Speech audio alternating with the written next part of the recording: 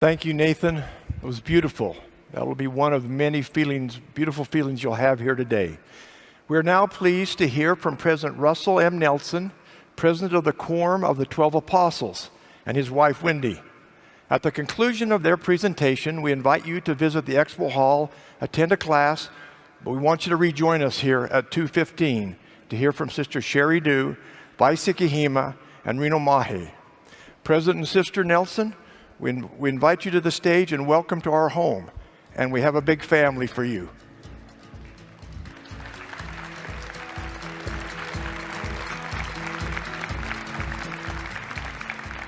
Thank you.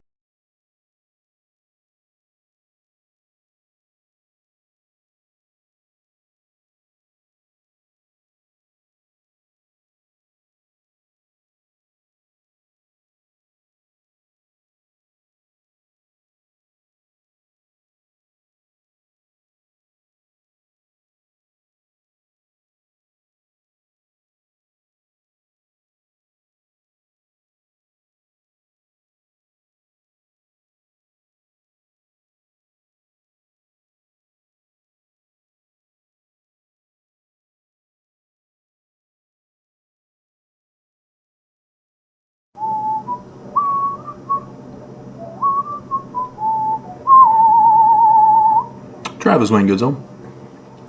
So back in February 10th, 2017, the church held their Roots Tech, which is now called Family Discovery Day. And he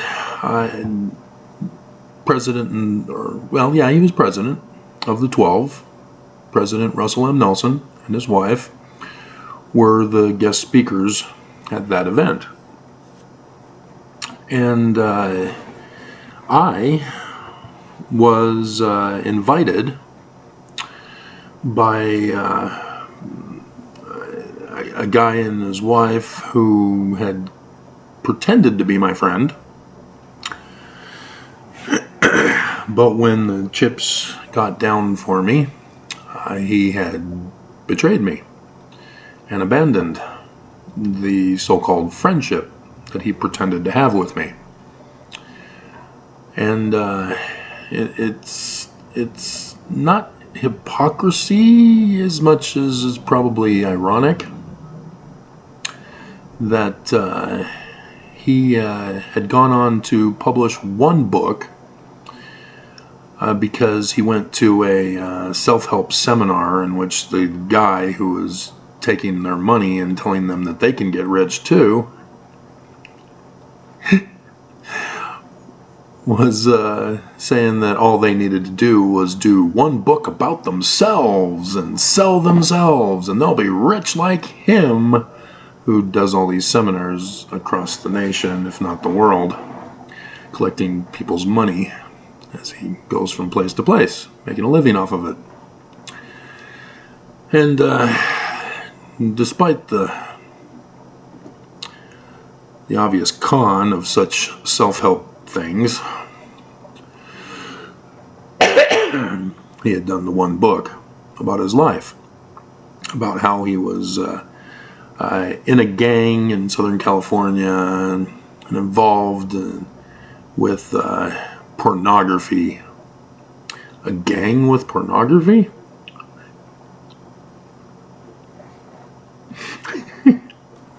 You'd think a gang would be more about murder, theft, maybe even prostitution. But his big thing was that he was deeply involved in pornography, not making of it, watching it. And as I thought he was a friend, I wasn't going to come out and laugh at him like I am now, because he's not a friend. But, he had bottomed out, and he claimed to have done a 40-day fast. No, you didn't. Nobody can survive a 40-day fast. But nonetheless, he claims to have done that, and then came to an epiphany that the Church of Jesus Christ of Latter-day Saints is not a gang or a criminal organization of any kind, and that it was the true church for him to be a part of. And so, yeah, he used his moral standards and values as a member now to abandon a friendship with me, expose that he was never a friend in the first place. And so, yeah, not very strong, are ya, Daniel? And he and his wife, because his wife was working for the church in the Joseph Smith building, having to do with one of the divisions with genealogy and computer stuff for it. And so they had 2 extra tickets that they were given to invite someone else, another couple, to go with them to Elko, Nevada for the Roots Tech out there. The Family Discovery Day out in Elko, Nevada. And have a table set up for a book signing. And because they knew that I had published books, and I did more than one, because that was my realization, is that the more books I flood, just like with YouTube, the more videos I flood, the more attention I get. And over time, it's expected that my viewing would increase as I get more subscribers who become more aware of me because of the number of videos I get and the searching that they do to find topics that interest them from what I put out. And so, yes, I'm actually gone down rather than up as expected from that on YouTube. But nonetheless, it was still early in my working on that. And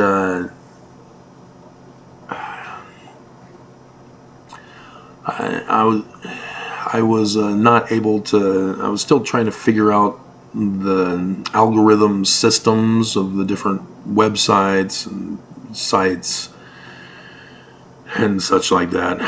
And then YouTube keeps changing it whenever I expose something that gets me popular.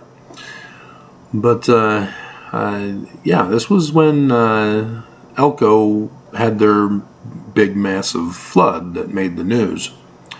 And all of the area, except for Salt Lake City, was getting flooded.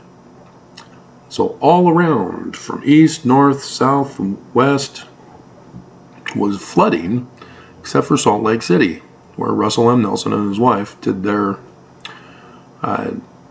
Roots Tech Family Discovery Day thing.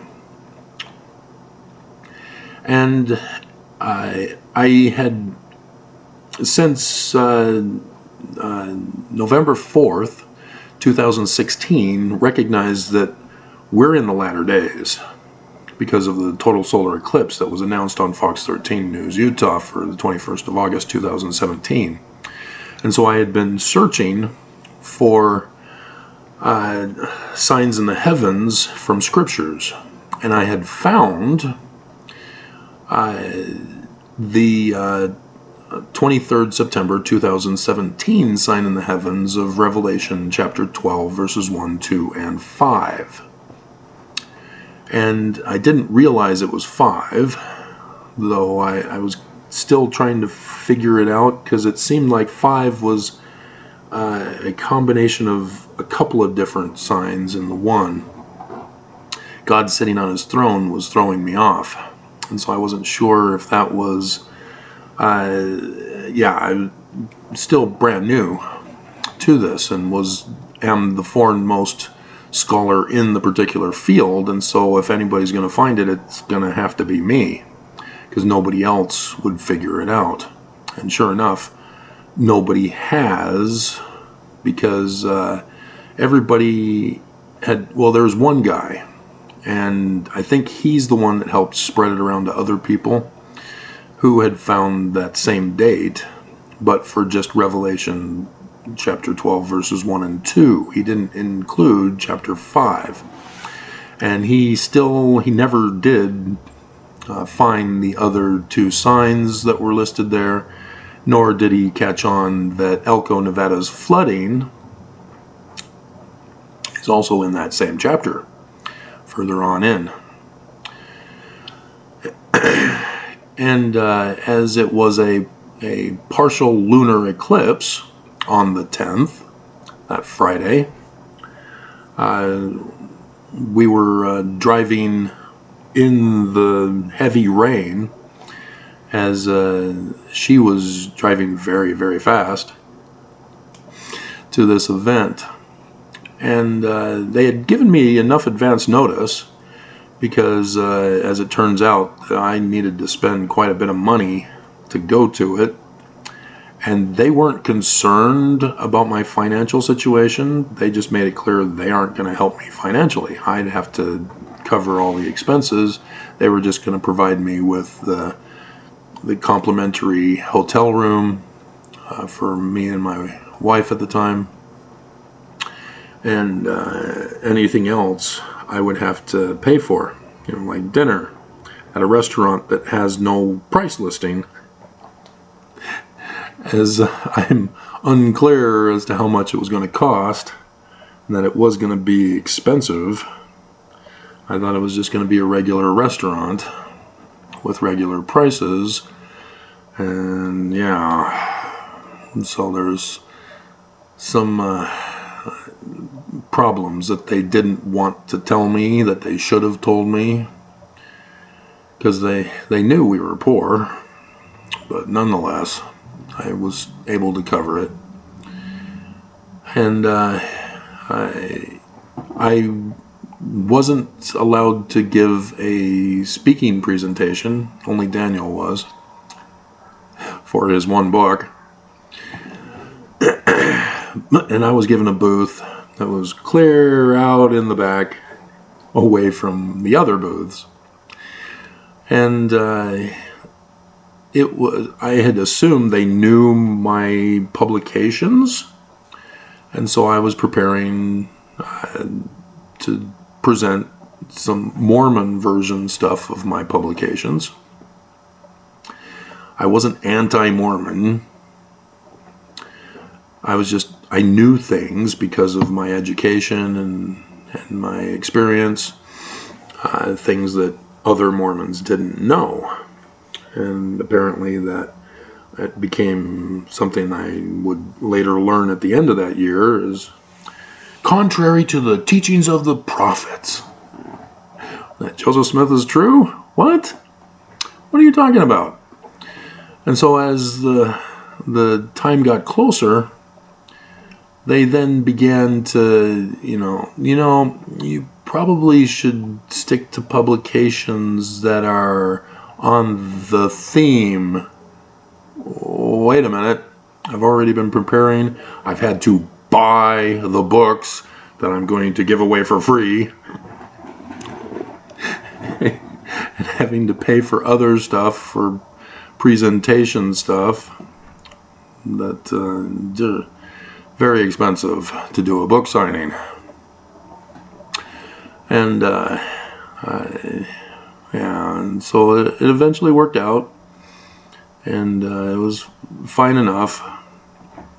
I did have one person email me after the event saying, "I know you're kind," trying to destroy the church. And I'm like, what the hell are you talking about? So, very illuminating about Mormon behavior, who are antagonistic towards Joseph Smith, and somebody who would reveal to Mormons how Joseph Smith is a true prophet, despite ex-Mormons not believing that such is the case. Right? All the more reason to pay attention to my videos, guys. Don't just dismiss me because you think you know the truth and that I therefore can't add anything. Like Joseph Smith Sr. is the author of the revised 116 pages. that Kabbalah is also included in the list of plagiarized books contemporary at that day.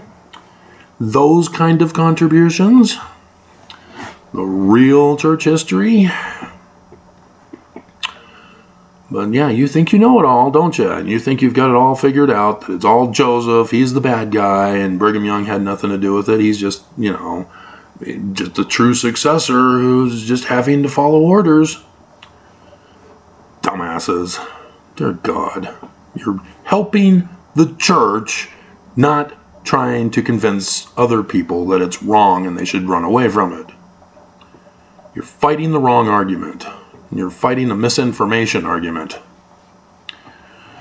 You destroy this church by attacking this church as criminal, as corrupt, as lying to us. You stay away from Joseph, because they have nothing to do with him. They claim they do. They're lying to you. So why do you believe them? Anyway. So, there were some interesting signs in the heavens on that date, as I had found the 23rd of September 2017 before this time and used it as part of my display to help Mormons show that Joseph Smith is a prophet and a revelator of the latter days, because the Joseph Smith translation includes this section as he emphasizes that he knows the date. He moved verse 5 to verse 3 as part of the sign, which is what helped me realize when I looked at the fuller picture of that date that, oh, there's God in his throne in Ophiuchus, Saturn, the father of Jupiter. And so, yeah, I had established that Jupiter is the man-child, as said by John in Revelation, but he's the one mighty and strong, the man like Moses. But you got to use the learning of the Jews, not the learning of the Christians. And so, knowing that moons in the Egyptian were religious, in the left eye of Horus, the sun who's supposed to restore the kingdom of his murdered father, Osiris, and the sun is the right eye of government, I knew the significance of this event, even though we were not in the start of the latter days, which I didn't fully know it was, per se, other than it was a birth, and I knew that it was a date, and I knew that the Mormon Christ was an adult, not being born, and thus the start of the latter days. And it would take some more time before I found that the latter day, final end time of the latter days would be 8 April 2024. But the moon was in Cancer, the crab constellation that anciently in mythological stories is said to have been the attacker. Achilles had his heel. This is part of that mythology, that the Christ figure is going to be attacked. And so, sure enough, we also see the Cancrids meteor showers that are right there in conjunction with the partial lunar eclipse for that event. And so, stars falling from heaven. And so Nelson would be identified with the death of Monson as the false prophet of the latter days, according to John in Revelation, according to Joseph Smith, and that One Mighty and Strong verse after the One Mighty and Strong. He's the false prophet who dies like a vivid shaft of lightning striking a tree. That's the false prophet of the latter days. And the false prophet that the Jews are also aware of, as it's spoken of after their Christ in Deuteronomy 18:15 through 19. So verse 20 is the false prophet of the latter days.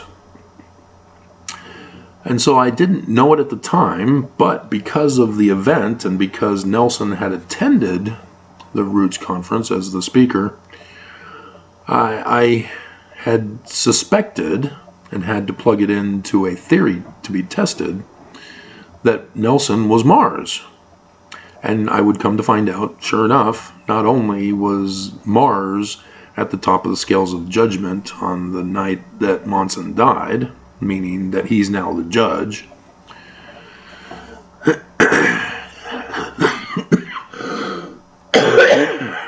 I understand you can hear me wheezing as I have to watch my videos in order for the algorithm to kick in for other people who subscribe to me to see that I've posted a new video. But yeah, it was interesting because Venus then for this event was not only his wife but also the church, as he's giving a Roots Tech conference talk to the church, he and his wife. And so I learned who the representations of the planets are in this particular instance. And being on Pisces and on the back of the white horse, that explained the flooding that was occurring everywhere but where Nelson was. And so as the Christ of Mormons, not Jesus, because we're Jewish, remember, is Jupiter in representation, he's there in the womb of Virgo still. He had just conceived in November during the supermoon, and so he's retrograding, and so he's close to Spica at the moment, but then we'll go back up in the womb. And very frustrating, isn't it, women? When you can feel the child moving up and down, and when you drink citrus, it kicks wildly. Fun times. Except when you're barfing and needing to go to the bathroom all the time. And fun times. And I'm still wondrous of how women can go through a childbirth, pregnancy, and still be okay with having more kids. Even though the women of today are not the pioneer women who would give birth to up to 15 children. So definitely women have been shying away from having lots of kids. Though I understand from a Mormon in Connecticut who had 15 children, like a pioneer woman. She said after, what number? I think she said after number 7, they just pop right out. Here I am, a missionary, 19-year-old missionary. So, yeah, I thought that was very interesting. But now we have Gong, who's going to be doing it for this year.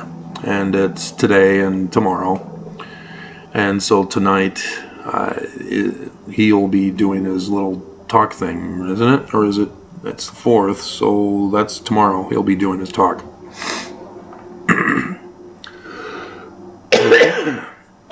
With his wife. And I did do my daily thumbnail check. Nope, we don't want that one because that has his video that I need to watch and pull some clips out of. So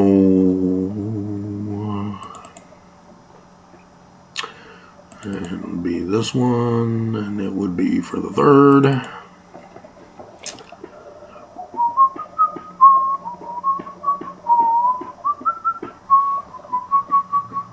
So Nelson is all by himself. He's leaving Taurus now. He was at the throat, telling Mormons to kill themselves. And now he's moving on. He was the one who should be the one killing himself for violating his own covenant path. And we got the moon. Look at that. It's back at Cancer for this event. Although Well, it's the same Friday, so.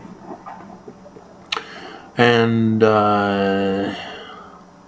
Mercury and Saturn are right close together in the belly of the High Priest constellation as the sun is being purified by the High Priest, washed with water. Initiatories, you are washed to become a High Priest and a High Priestess after the order of Melchizedek. And so that's where the sun is. And then Jupiter and Venus are together. Are we?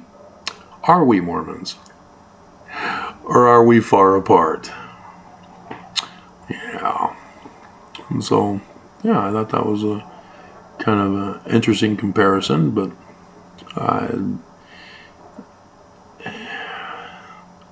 still, because Gong is not Jupiter, but Venus is the church.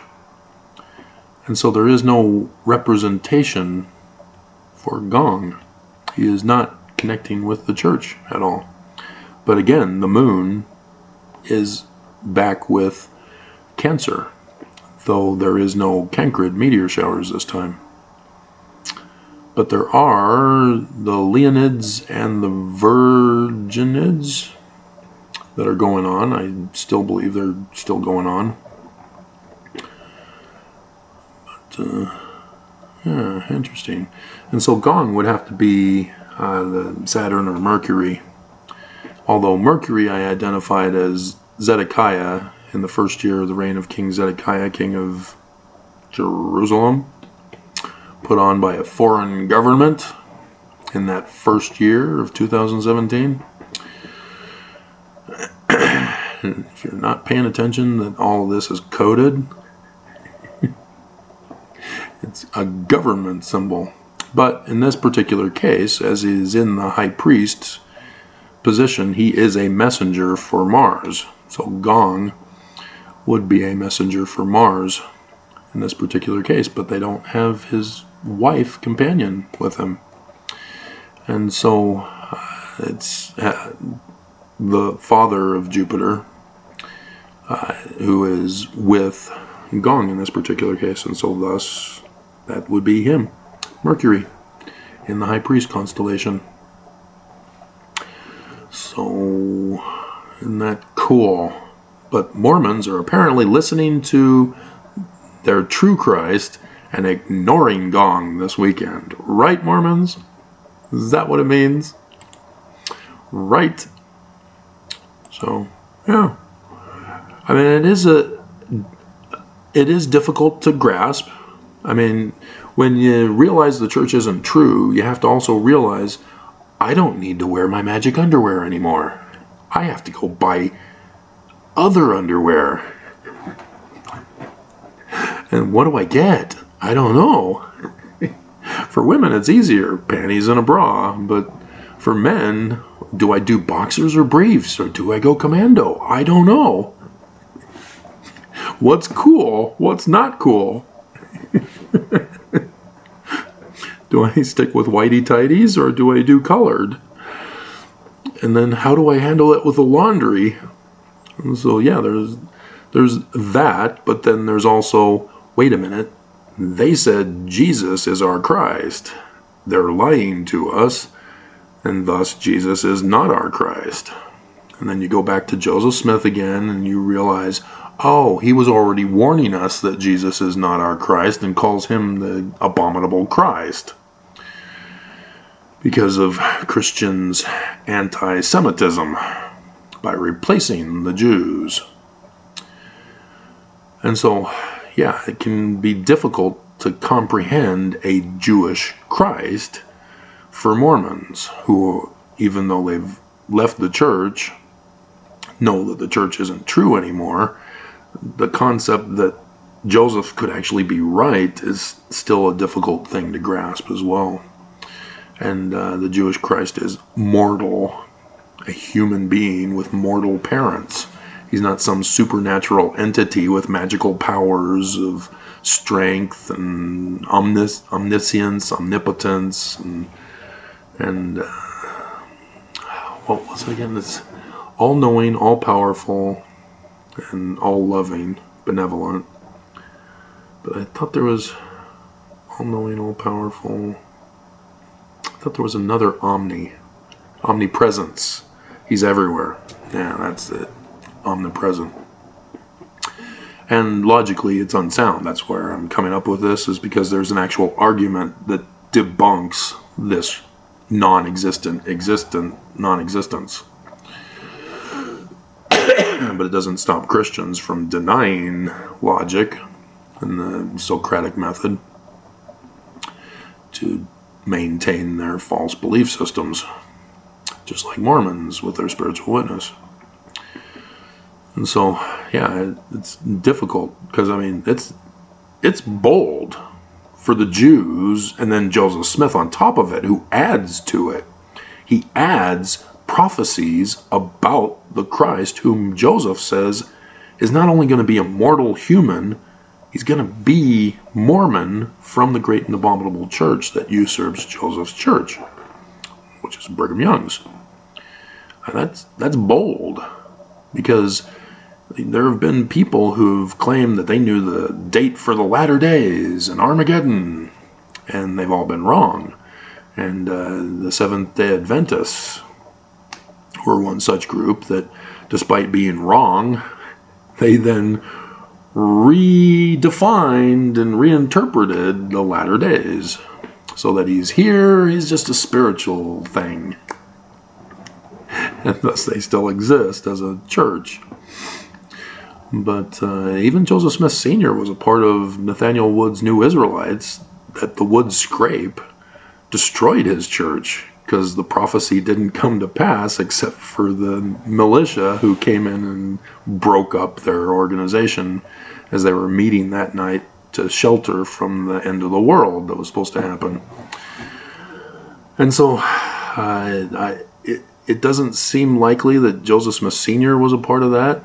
I don't think he necessarily believed it, and obviously to continue to believe that it was some spiritual coming when he's now with his son's church, having written 116 pages, rewritten them, that he had a different view of the latter days in Armageddon, especially being the one who changed in Revelation 12.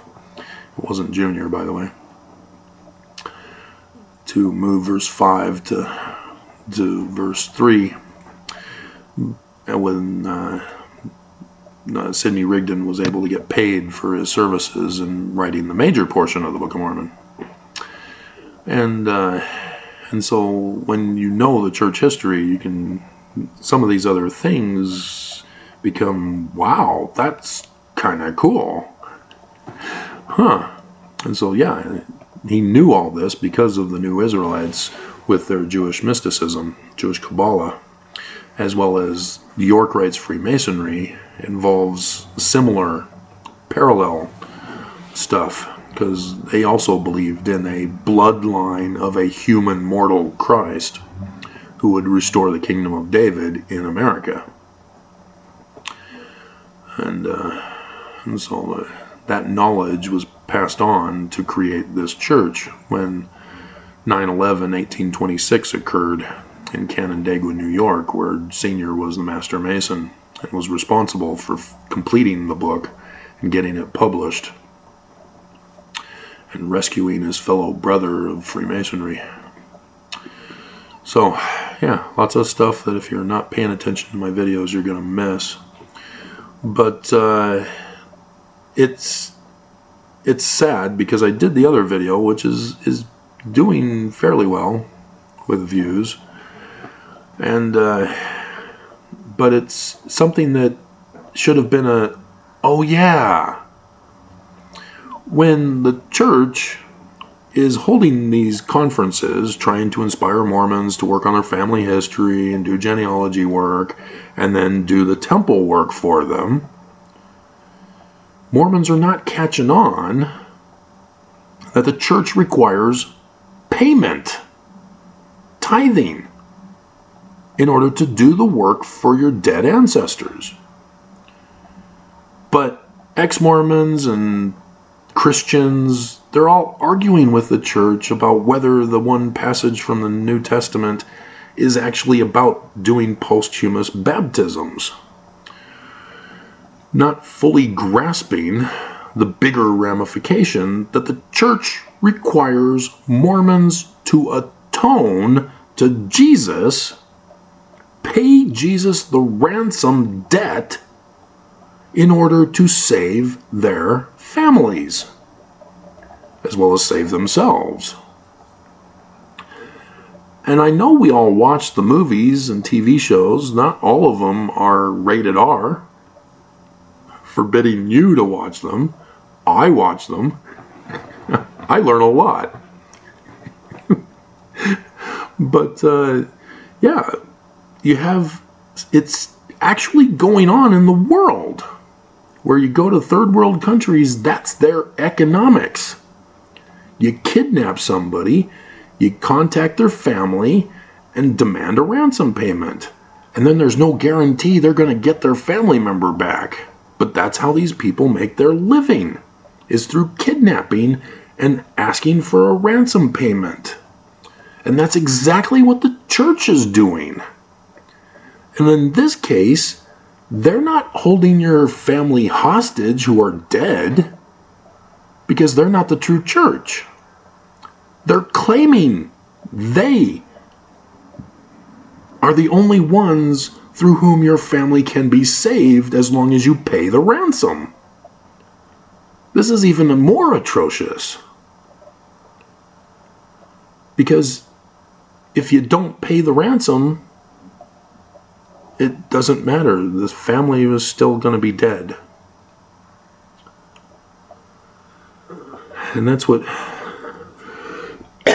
these third world countries do, though, is they are alive, but in most cases, the family member ends up dead, even if you pay the ransom. But this is what the church is pulling on you guys. You know, you cannot go to the temple unless you're fully paid. And thus you can't save your family unless you are fully paid up with your ransom money to Jesus. And it's not to Jesus, is it? Because Nelson has robbed God. Wherein has he robbed God? In tithes and offerings. And it's just because he knows there is no Jesus. Because they claim and let Mormons believe that Jesus talks directly to Nelson. And Nelson knows he doesn't talk to Jesus. And so, yeah, they know it's a big con. And they've got to keep Mormons believing in the con. And so they keep posting about Jesus. Jesus this. Have faith in Jesus. Jesus saves. Jesus will cure you of any virus that comes around. And I'll get 12 million views on YouTube for my video. And YouTube won't cancel my channel for the medical misinformation. Because we're the church. The true church of Jesus. And Jesus told me it'll cure coronavirus. It's just sick and wrong. And yet they come after me for reporting what the medical professionals tell you to do. But yeah, that's the whole problem with YouTube, is that you have a Mormon protecting the church. So, yeah, it's sickening that the church is this evil and Mormons don't see it. And I've not heard any ex-Mormon do these kinds of videos. And so, yeah, this is the family held for ransom day. The 2-day weekend. And when will people realize, what does it take? Because apparently even the SEC isn't doing enough to get Mormons out. What will it take?